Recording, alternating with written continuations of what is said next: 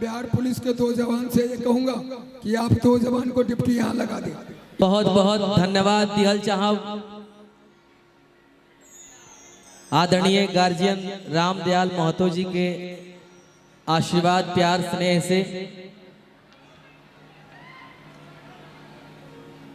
आज लोरिक महोत्सव में हमने के कुछ गावे सुनावे के मौका मिलल बा। तमाम जितना भी भोजपुरिया श्रोता समाज आप सब जुटल बानी, सभे माता बहन बड़ चाचा भैया जे भी उपस्थित बा, सबके दिल से हार्दिक अभिनंदन वंदन प्रणाम गोड़ लागतनी। हम जब रास्ता में आवत नहीं तो बहुत लोग के देखनी है कि रातियों में लोग चश्मा लगा के चलत रहे, तो भाइयों चश्मा लगौले बने देख ले। वाह जोड़ा बता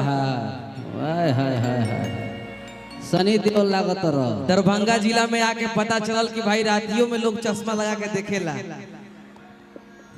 बहुत सुंदर बहुत सुंदर। जितना भी कमेटी के सदस्य लोग बानी हार्दिक अभिनंदन वंदन, और म्यूजिशियन टीम के भी हार्दिक अभिनंदन वंदन। आज पहला बार आप सब संगे संगत करे के मौका मिल रहा बा। थोड़ा सा हमने के भोजपुरी मिजाज में रहल जी, एकदम देहाती मिजाज में रहल जी, ठीक बा भैया, वही में मिला के चल रहे। और जितना भी कलाकार लोग आइल बनी उपस्थित भइल बानी, सबके हार्दिक अभिनंदन वंदन। जितना भी यूट्यूबर भाई लोग आइल बानी उपस्थित बानी, मुकेश म्यूजिक सेंटर और तमाम जितना भी बड़ भैया लोग आइल बानी, जेकर हम नाम नहीं जाना क्षमा चाहतनी, लेकिन सबके हार्दिक अभिनंदन वंदन दिल से। बहुत अच्छा। एगो छोटा सा भाव माई के भजन रही। हम एजा कार्यक्रम में आवे से पहले हम जानत नहीं कि कार्यक्रम लगातार कई दिन से चलत आ रहल बा, और रामदयाल जी के हम वीडियो देखनी हम आवत रही कहीं तनी देख ली, तो बाबा बहुत मिजाजी बने, यूट्यूब पे बने, बड़ी अच्छा लागल। और बाबा खड़ा रहतनी, तत्पर रहतनी। बहुत बहुत धन्यवाद आपके बाबा, और दिल से बहुत बहुत धन्यवाद दियल चाहब विनीत भैया जो कि दिल्ली से बानी। वहाँ के हम कार्यक्रम कैले रही, तो वहाँ के चलते आज ए मंच पे कुछ गावे सुनावे के मौका मिलल बा। नौवा रुद्र महायज्ञ 2026 1 मई से 15 मई तक ये कार्यक्रम आज समापन हो जाए। तो चली वीर लोरिक के हमने के धरती पे आइल बनी जा, धाम में आइल बनी जा। एगो छोटा सा भाव रही भैया।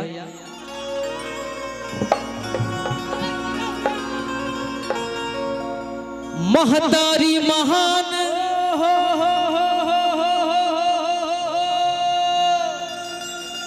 हम देवी गीत गाएंगे, आप लोग देवी गीत में आ सकती हैं, कोई दिक्कत नहीं है।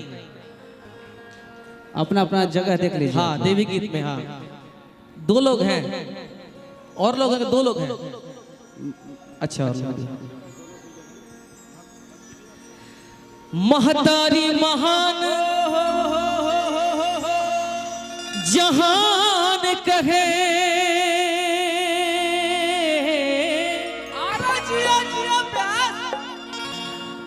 महता